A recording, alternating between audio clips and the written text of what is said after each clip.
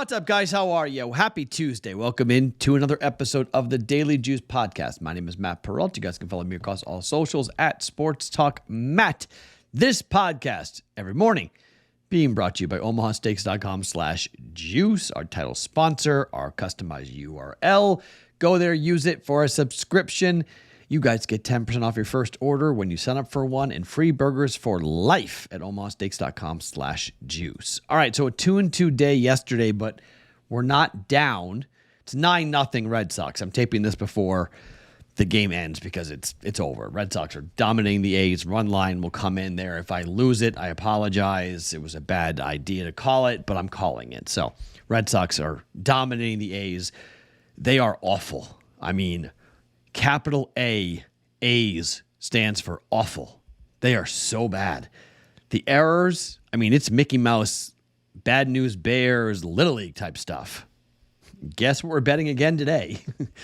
More on that here in just 1 second. So we get that plus 120 right. Same price today for the Red Sox and the A's. Run line plus 120. Okay.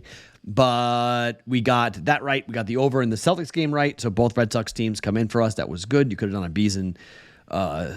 B and R or C and R parlay. Celtics Red Sox could have cashed that. But Celtics win. Over hits. Did you see the line move on that? By the way, on that total, we bet over 216.5. It closed at 220.5. Woo! Went over, though. 223 it closed, right? Or 222. 222 it closed for the final total. It fell 222. So Celtics and the Red Sox both come through with us. Bad bet on the Suns. I mean, Booker went off for 52 points. Pelicans had no shot, so a win there for the Suns. Bad bet on my part on that one.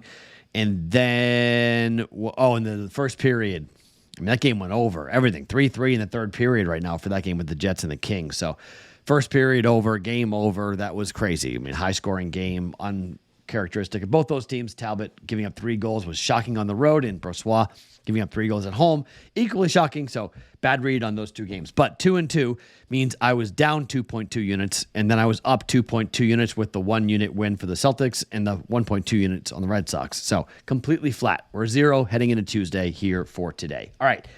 1 college basketball bet, 2 NBA plays, and 1 Major League Baseball play for you. I'm just going to come at you and tell you right here that we're betting the Red Sox on the run line once again. If you want to bet on the Cubs today on the run line, the weather scared me away. I didn't play it because of the weather system in Chicago, but 5-0 the win. And Shota was tremendous in his debut for the Cubs. He was great. 5-0 win. They go back at it. It's Kyle Freeland day. Kyle Freeland got torched in his opening start.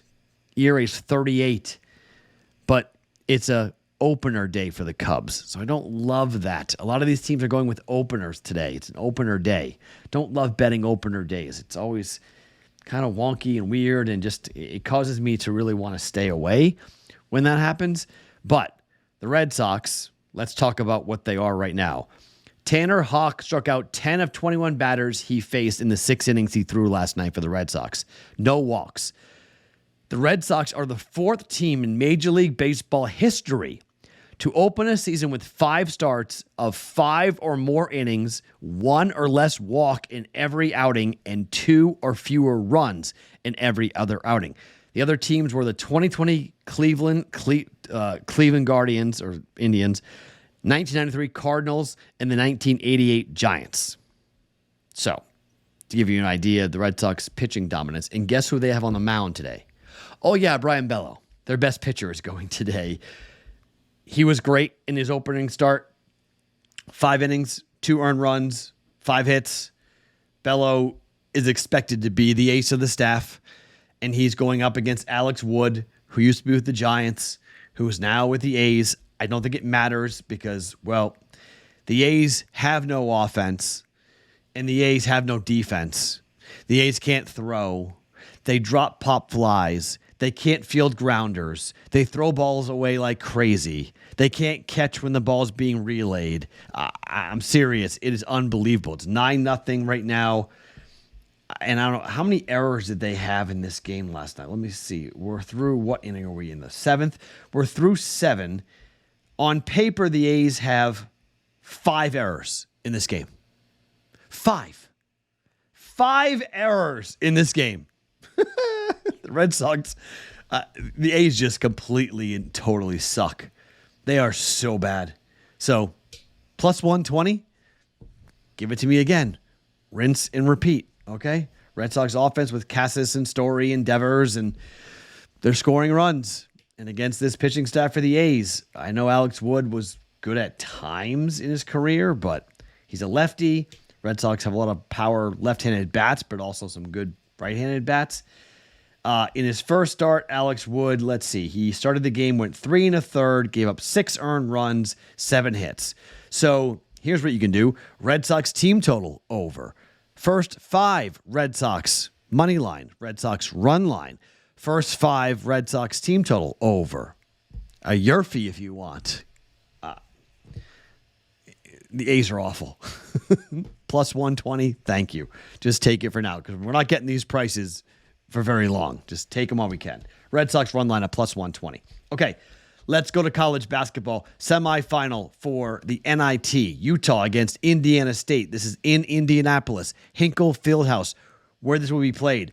Indiana State got here by beating VCU, Iowa, and UC Irvine at home after coming here to Vegas and losing to Colorado by 14 points in the Pac-12 tournament. At home, it's easier to play at home. Easy wins, all 3 covers for Utah. Now, for Indiana State, they played Cincinnati in their last game, Minnesota, and SMU, all at home. You could make the case that who Indiana State beat to get to the Final Four, more difficult of the NIT, more difficult than what we have seen for Utah. But Utah away from home this year was 6-11 ATS. They were 13-6 at home. 10-10 Indiana State. 11-4-1 at home, but this game's being played in Indiana. They're not traveling. They're going to have fans.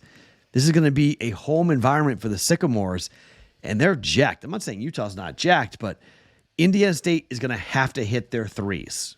Look, Utah's a really big team. One of the biggest teams in all of college basketball. They're long, they can hit threes, and they look to run. I don't mind a play on the over, but in championship Final Four settings, I tend to lean towards the under. I tend to go, I don't think we're going to see as much scoring as you think. It's a new place, new gym. So I don't know.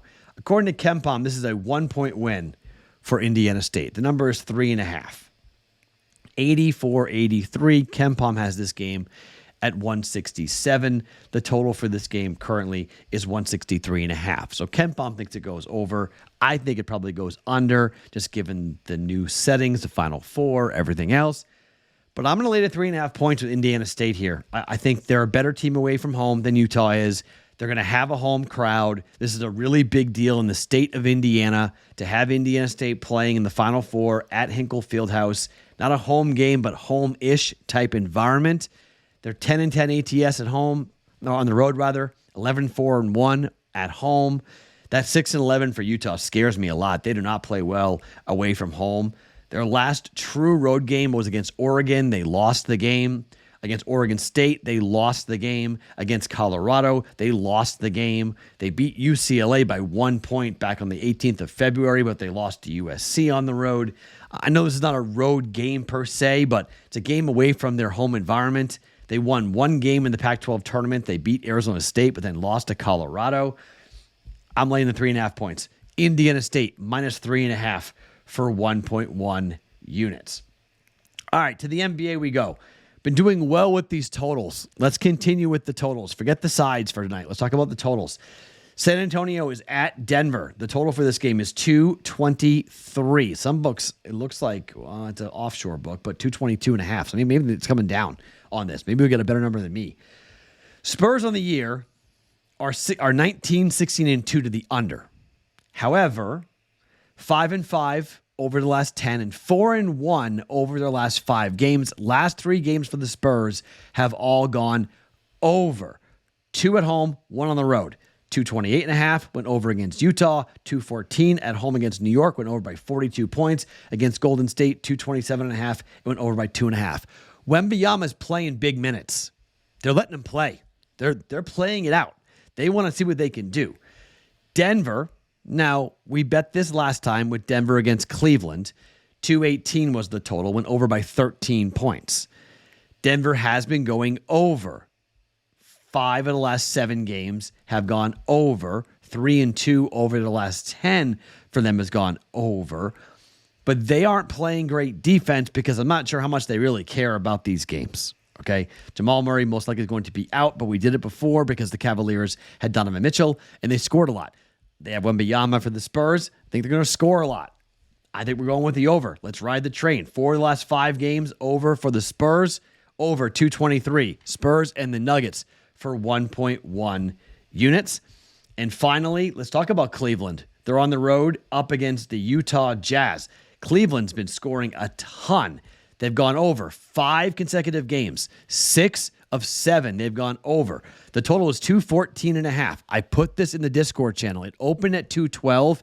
It jumped to 214.5 at FanDuel, 215 at DraftKings. Not sure where the number is going to be for when you guys get it, but I put it in the Discord channel, bettingpros.com/chat. I said, bet the over in this game because I thought the number might run. Last game out against Denver, like you mentioned, 13 points over to the total. 18.5 over to Philadelphia. 22 over Charlotte. 1 point over against Charlotte at home and 2 points over against Miami on the road. Minnesota did go under by 11 points on the road. That was 2 road games ago. But the home game before that against Miami went over by 3.5 points.